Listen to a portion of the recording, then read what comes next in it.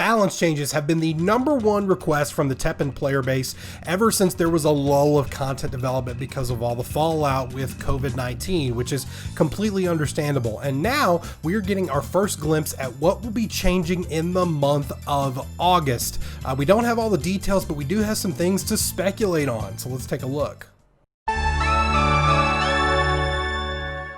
Some of you have already probably seen this update regarding version 2.5, which will be coming to TEPPEN at the beginning of August, and this does include some balance changes. I'm not going to read the entirety of this blurb from the development team because it's kind of more of the same. We've talked about these in videos before. They take a look at data and they want to respond to things that seem overwhelming or too strong in comparison to other tools that TEPPEN players have at their disposal to kind of freshen things up and add variety. So what they do give us in these situations, and this is similar to what they did last time, is they give us a list before they tell us the specific details. They give us a list of cards and hero arts that are going to be changed, and here is that list. You can see it on screen right now, and I want to go through these one by one and talk about the cards and what possible ways that they could be changed, at least based on my opinion. So we're going to start with Ashley. So Ashley is a unit that came out in Haunted by Memories, and she's very, very popular in Dungeon builds. So she's a 3-cost 2/5 that says this unit cannot attack, which is fine for Dungeon. And while she's on the field, she enhances damage dealing effects for your action cards and friendly units by +1. This can actually add up to be a lot. And because of the fact that she's really, really cheap, she's got a good stat spread for a 3 MP cost unit. And she's not attacking, means she's going to be able to stick around. She's kind of similar to the Leon Kennedy that's been out in the game since its released. It was an epic that added extra, damage dealing effects to action cards and friendly units. So Ashley is really, really good. And if I had to venture a guess, they might make her more expensive or they might make her a little more squishy. I don't see them necessarily changing the effect. And to be perfectly honest, Ashley's really not the reason that Dungeon is so good. We'll talk a little bit more about that when we get down to the hero art. But if you've been playing TEPPEN, you know Dungeon is a really popular deck, and it's really, really good because it's got very reliable board clear and you can kind of play your own game. You're not necessarily limited to playing certain units and playing for the board state. As long as you can keep your enemy's units clear, you can peg them with direct damage until you get them low enough to finish them off with something like Agent's Memories. So this is just kind of one very small piece of what makes Dungeon effective. And Ashley changing on her own isn't really going to be enough to tone down the Dungeon deck, at least in the way that I know a lot of players that I've talked to really want to see. Next is Trump card, and this one is kind of a surprise because this card just came out. It hasn't even been in the game for a month. It is a new legendary from Adventures of a Tiny Hero, but it has quickly become a staple for almost every red deck, and that's because this card is explosive in its potential.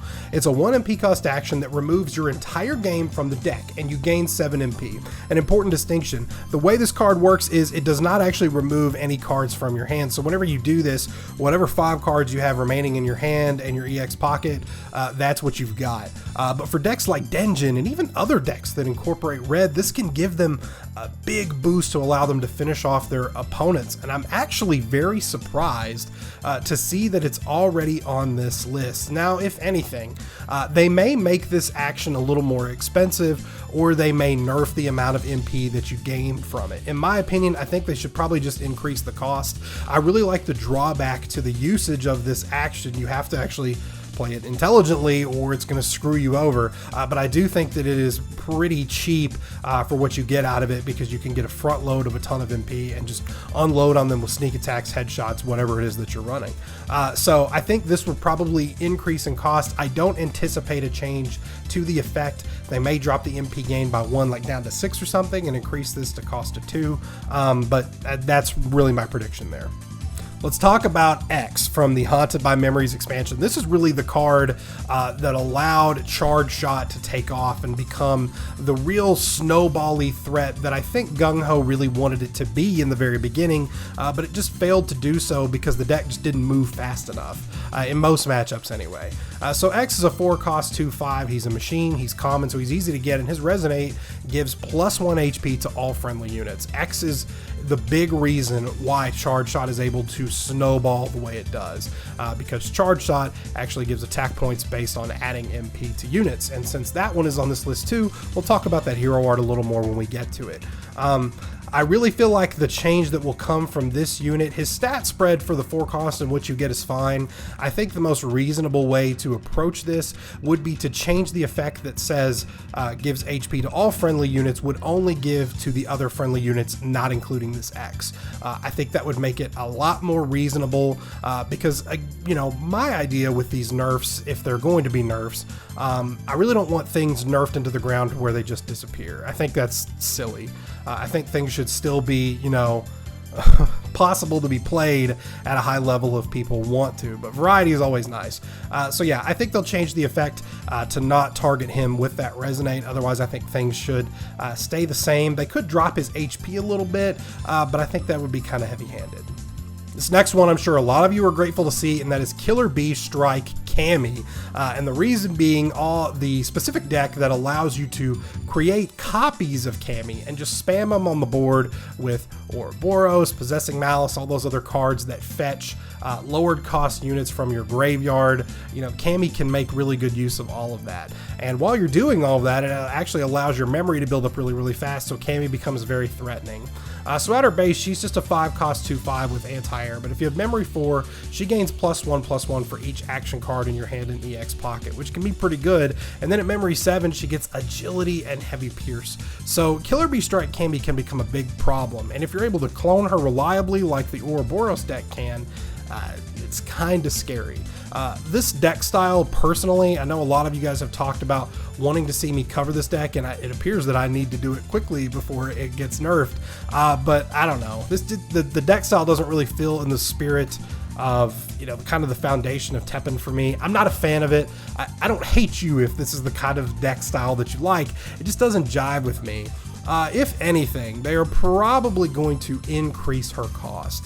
And the real reason for doing that is if they make her like a 6 cost, and they could even increase her HP a little bit to compensate if they feel like they need to.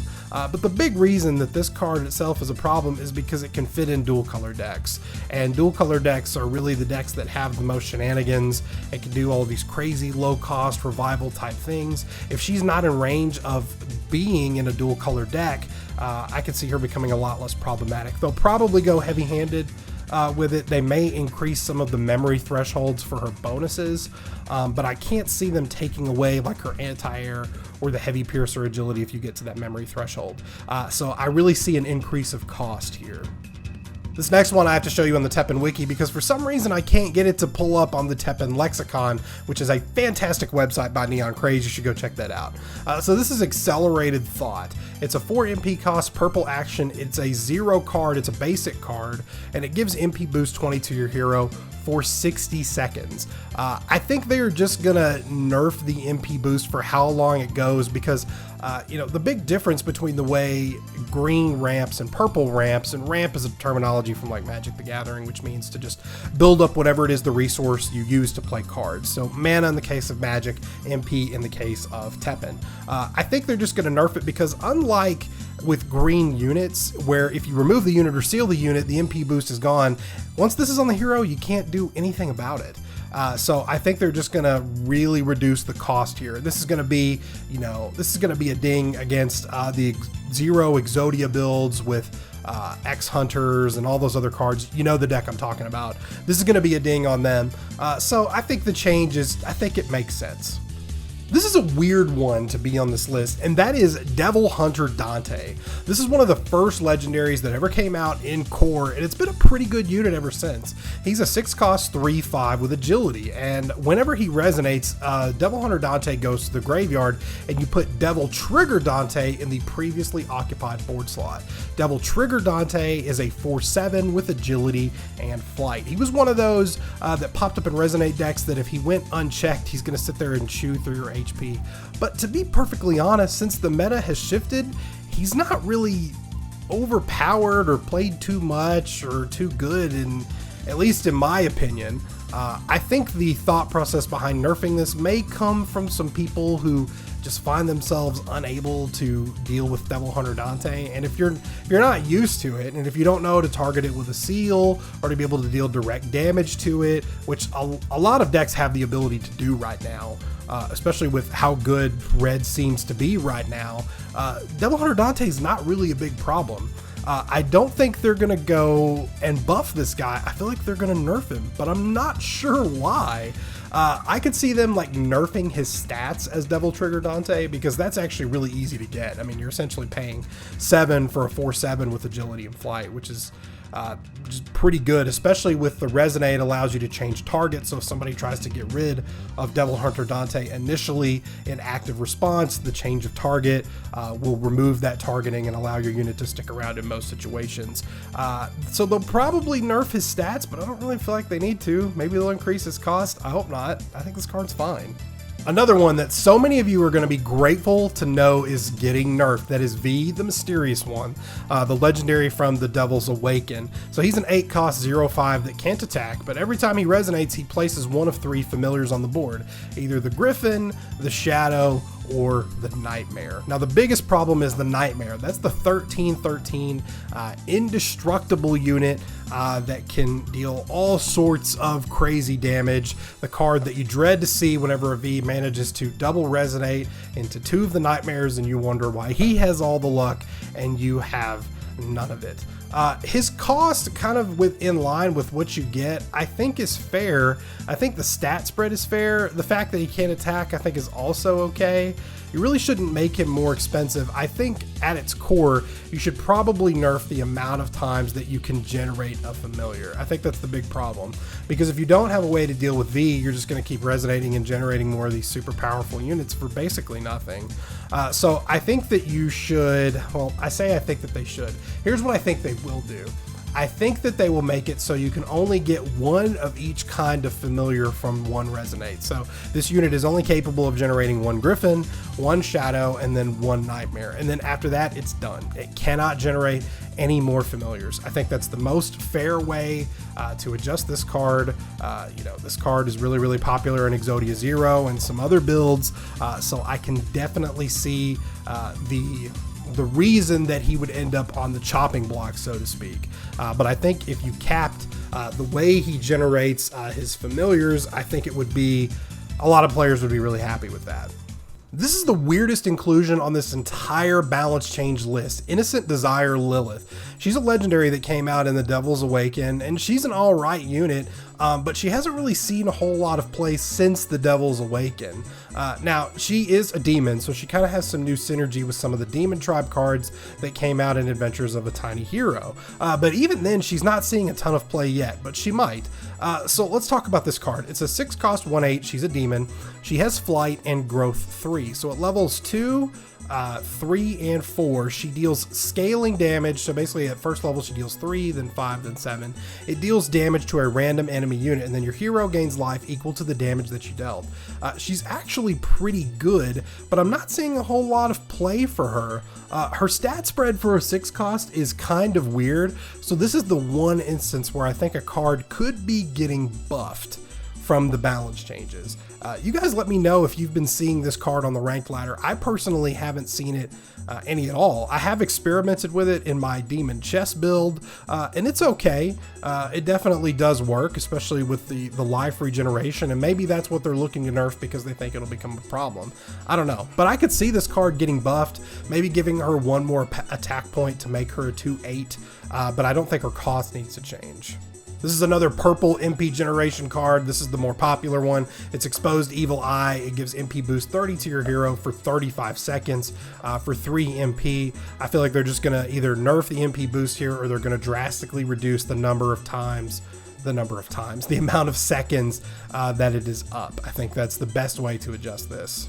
So we all knew that Maverick's Memories was getting nerfed, and that's because they accidentally changed the text on the card when Adventures of a Tiny Hero came out, but didn't actually change the effect.